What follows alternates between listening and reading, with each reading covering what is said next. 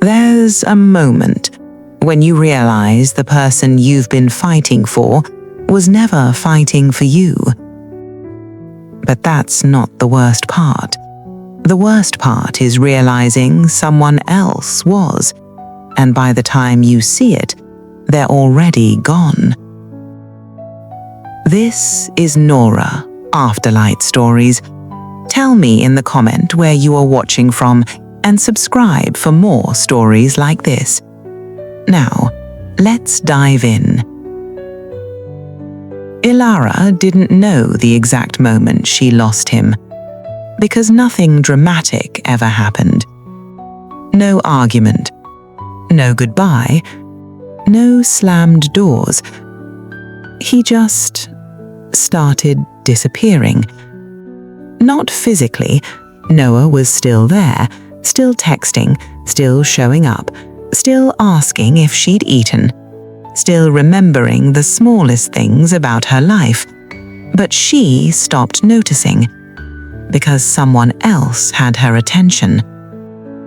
Liam, the man who never stayed long enough to be held accountable. Liam wasn't consistent, he wasn't dependable, he wasn't even honest. But he was intense, and intensity has a dangerous way of disguising itself as love. He would vanish for days, then return like nothing had happened. Missed you. 2 words. That was all it took. And Elara would forget everything. The silence, the confusion, the way she felt like an option. Because when he was there, he made her feel like the only person in the world. But only for a moment. And she lived for those moments. She built her entire emotional world around them. And slowly, without realizing it, she started orbiting someone who wasn't even standing still. Meanwhile, Noah never moved. He stayed. Not loudly, not dramatically, just consistently. He knew when she had a long day. He knew when she was lying about being okay. He knew when she needed space, and when she needed someone to sit beside her without saying a word. But Elara didn't see that as love. She saw it as normal. And normal doesn't feel special when you're addicted to emotional chaos. One night, everything shifted. Not in a big way, not in a way anyone else would notice, but in a way that would change everything. She was at dinner with Noah, a small place, quiet, warm lighting, the kind of place where conversations matter more than appearances. And for once, her phone was silent.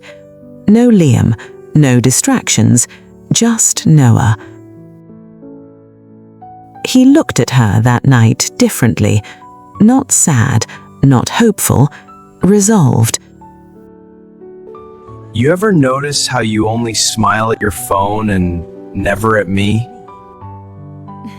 It wasn't accusatory, that's what made it worse. Elara laughed it off. Don't be dramatic. But Noah didn't laugh. He just nodded, and something in his eyes shifted. She didn't recognize it, but if she had, she would have realized something important. That was the moment he started letting go. Not loudly, not emotionally, just quietly. The next few days felt normal, too normal. Noah still texted, still checked in, still showed up, But something was different. The warmth was still there, but the reach wasn't. He wasn't leaning toward her anymore. He was standing still, and for the first time, Elara didn't notice him at all. Because Liam came back. Of course he did, right when she was about to feel the absence. "I've been thinking about you." That message hit harder than it should have. It always did. And just like that, everything else faded again. Noah, the dinner, that moment, gone, she replied instantly. That night, Liam asked to see her, and she said yes. Like she always did, but this time, something was different. Not in him, in her, because for a brief moment, just before she left her apartment, she hesitated, and Noah crossed her mind. Not Liam, Noah. Standing there, quietly caring, waiting, always waiting. But the thought passed, because Liam texted again. Hurry, and just like that, she chose again. The wrong person. The next morning, Noah didn't text. Not unusual, she told herself that. By afternoon, still nothing. By night, silence, and for the first time in a long time, she noticed it. Not Liam's silence, Noah's. She opened their chat, scrolled, message after message from him. Check-ins, jokes, small moments of care she had barely acknowledged. And suddenly, it felt different. Not comforting, heavy. Like she was reading proof of something she never gave back. She typed, deleted, typed again. Hey, she stared at it, then hit send. No reply. Minutes passed. Then an hour. Nothing. A strange feeling crept in. Not panic, not yet. But something unfamiliar, absence. The next day, she went to his place. She didn't knock right away, because something felt wrong. Not loud, not obvious, just off. She knocked, no answer. Again, nothing. Then she noticed it. The door wasn't locked. Her heart shifted. Slow, heavy. She pushed it open. Inside, everything was still. Too still. No music. No movement. No presence. Just quiet. And then she saw it. A box, sitting on the table. Her name on it. Elara. Her breath caught. She stepped closer, hands trembling. Opened it. Inside were things she didn't expect. Photos, receipts, memories, small moments she had forgotten, but he hadn't. Every time she said she liked something, every place she mentioned wanting to go, every detail she never thought anyone noticed. And at the bottom, a letter. Her hands shook as she opened it, because something inside her already knew. This wasn't random. This wasn't nothing. This was an ending. And she hadn't even realized something had begun.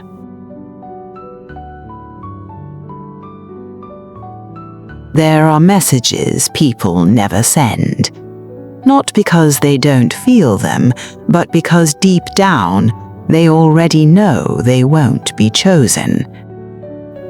Elara didn't understand that yet, but she felt it. In the silence, in the space Noah left behind, in the way the room suddenly felt too big, too quiet, too honest. She stood there for a long time, the box still open, the letter still in her hand. But something inside her had already started moving, because for the first time, she wasn't thinking about Liam. She was thinking about what she missed. Her feet carried her out of the apartment before her mind caught up. No plan, no direction, just urgency. She stepped into the night air like she was chasing something or running from it. The streets were alive, cars passing, people laughing, life continuing like nothing had changed.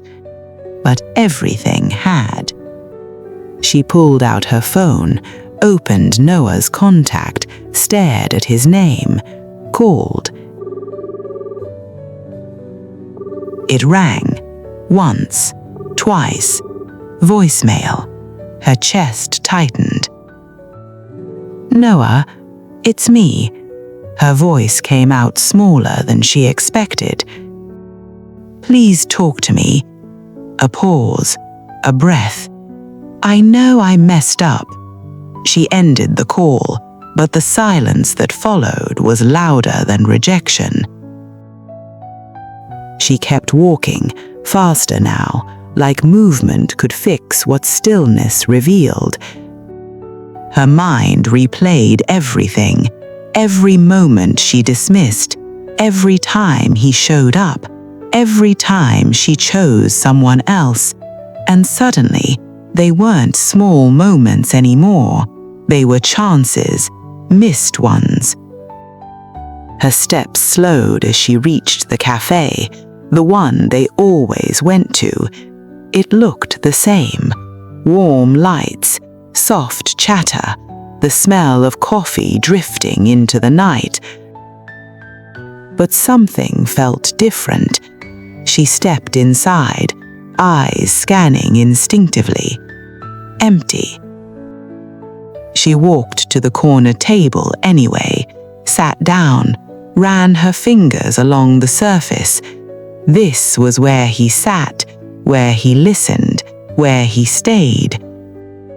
And she realized something quietly devastating. He had never asked her to choose him. He just hoped she would. Her phone buzzed. Her heart jumped. Too fast. Liam. Of course it's Liam.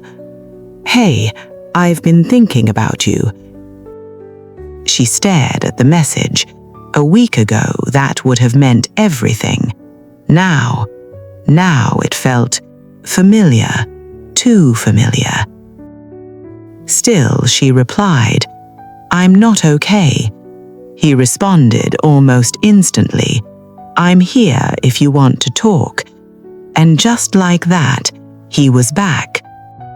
Not physically, not fully, but enough. Enough to blur things again. They met later that night. Same pattern, different day. He looked the same, confident, calm, like he had never disappeared. I really missed you, he said. And for a second, just a second, her heart reacted. Because habits don't break instantly. But something was off. Not with him, with her. Because this time, she noticed what wasn't there. No urgency, no effort, no real presence, just words. Always words. You always say that. He smiled slightly. Because it's true. She shook her head. No, because it's easy. That caught him off guard. And for the first time, she saw it. Not love, control, comfort, convenience. He asked coldly, "Why are you doing this?" She let out a breath, because she didn't fully know. "I think I'm tired," she said. "Of what?" he asked sharply. She looked at him, really looked. "Of waiting for you to mean what you say." Silence. And just like that, the illusion cracked. He didn't argue, didn't fight for her. He just stood there. That was her answer. She left. No drama, no tears, just clarity. But clarity doesn't fix everything, because the moment she stepped outside, the weight came back. Noah. She drove to his workplace the next morning, parked across the street, hands gripping the steering wheel, watching, waiting, hoping, but he never came out. She went inside. "Is Noah here?" she asked. The receptionist hesitated. Too long. "He doesn't work here anymore." Her stomach dropped. "When?" "A few days ago." "A few days ago." That meant he had already decided, before the letter, before she even noticed. She stepped back slowly, like the ground had shifted, because this wasn't just distance, this was intention. He didn't just leave, he let go. She drove aimlessly after that, past places that used to mean something, the street where they laughed over nothing, the park where he waited for her, the quiet corners she never appreciated, and every place felt the same now, empty. Not because he wasn't there, but because she finally understood what he brought with him. Peace. Something Liam never gave her.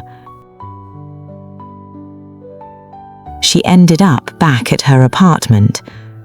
The silence greeted her again, but this time it didn't feel confusing. It felt deserved. She sat on the floor, the letter beside her. And finally, she read it again, not rushing this time, understanding it, feeling every word, and it hit differently now, because she could see it, not just in his words, but in her choices. "I didn't see you," she whispered. Her voice cracked. "I didn't choose you." And for the first time, she didn't try to defend herself, didn't justify it, didn't blame timing. She just sat in it. The truth. Raw. Uncomfortable. Necessary. Hours passed. Her phone buzzed again. Unknown number. Her heart skipped. She hesitated, then opened it. "You've been looking for him." Her breath caught. Another message came through. "You should have done that sooner." Her chest tightened, fingers hovering. Then she typed, "Who is this?" The reply came instantly. "Someone who knows where he is." Everything inside her froze, because suddenly, this wasn't just about regret anymore. It was about something else. Something she didn't understand yet. Something bigger than missed chances. Her heart pounded as she stared at the screen, and then the final message came, the one that changed everything. Noah is in the rehab. If you really care about him, you need to stop looking for love and start looking for the truth. Silence. Heavy. Unsettling. Because deep down she knew this story wasn't what she thought it was, not even close. Some truths don't wait for you to be ready. They wait until it's too late to change anything. And if you've ever ignored something important in your life, you already know this feeling.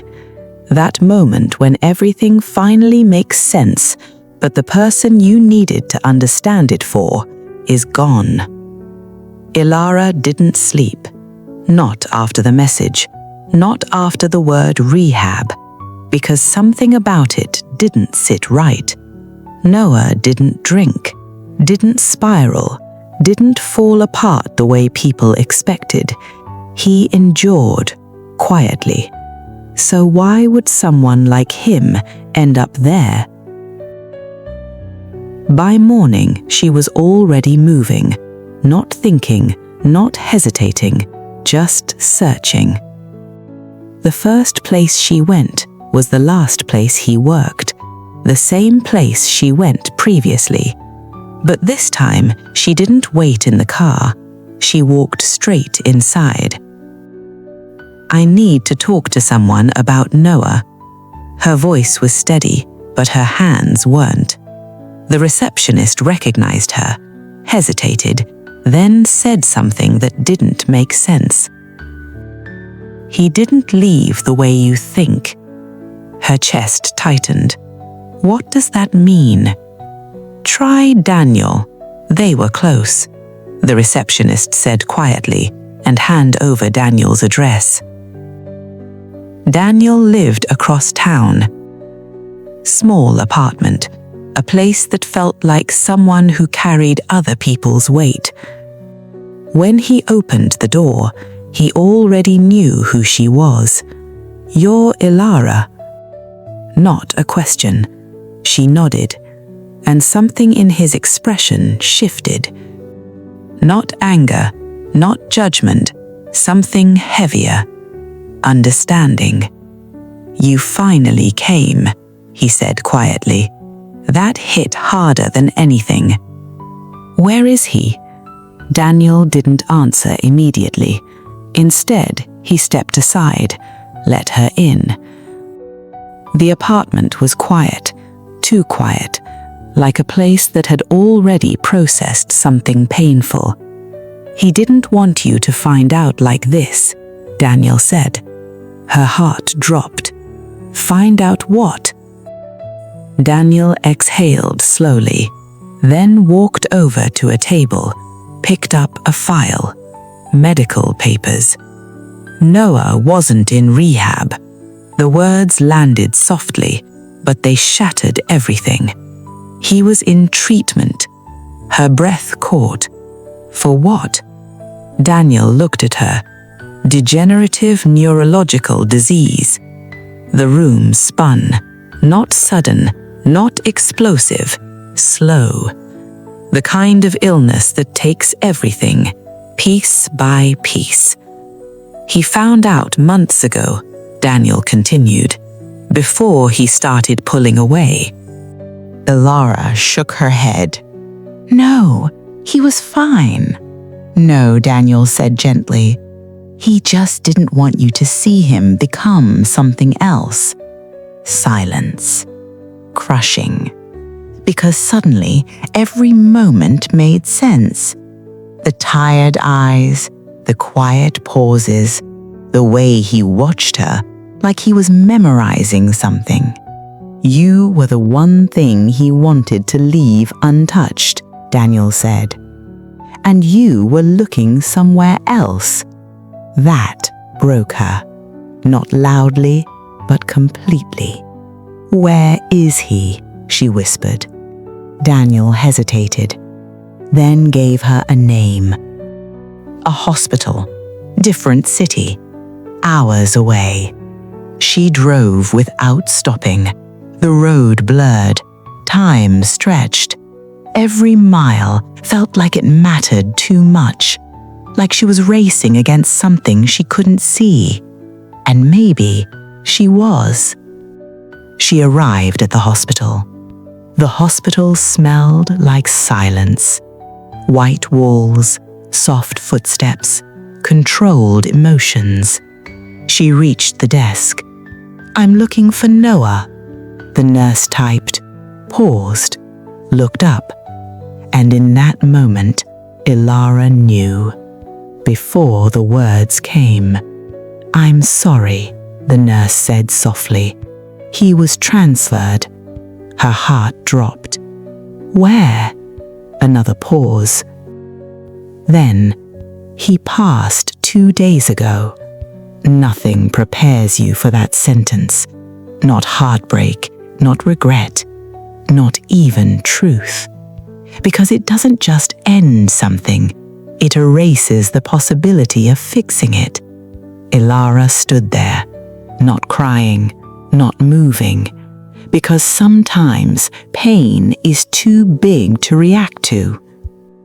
"He left something," the nurse added gently. A small box, her name on it. Her hands trembled as she opened it.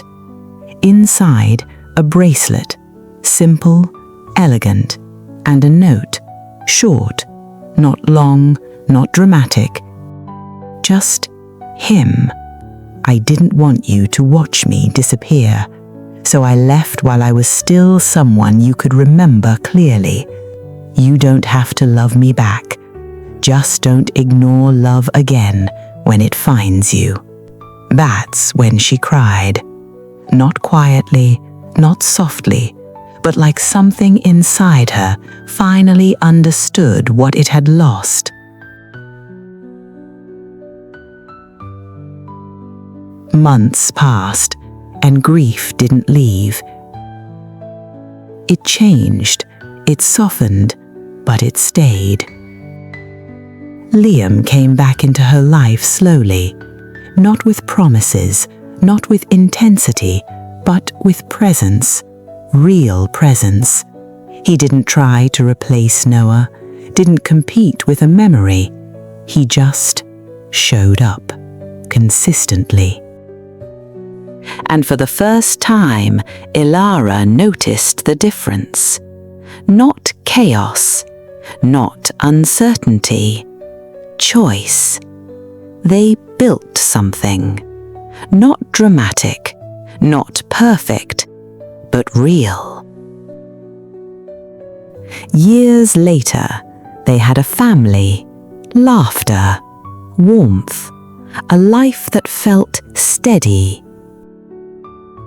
But sometimes, on quiet nights, Elara would sit alone, holding that bracelet, thinking about a love she never truly saw until it was gone.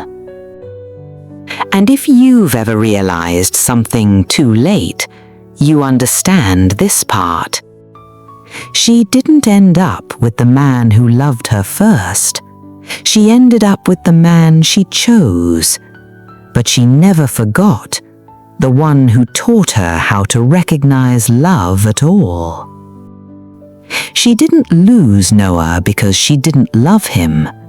She lost him because she didn't understand what love looked like until he was gone.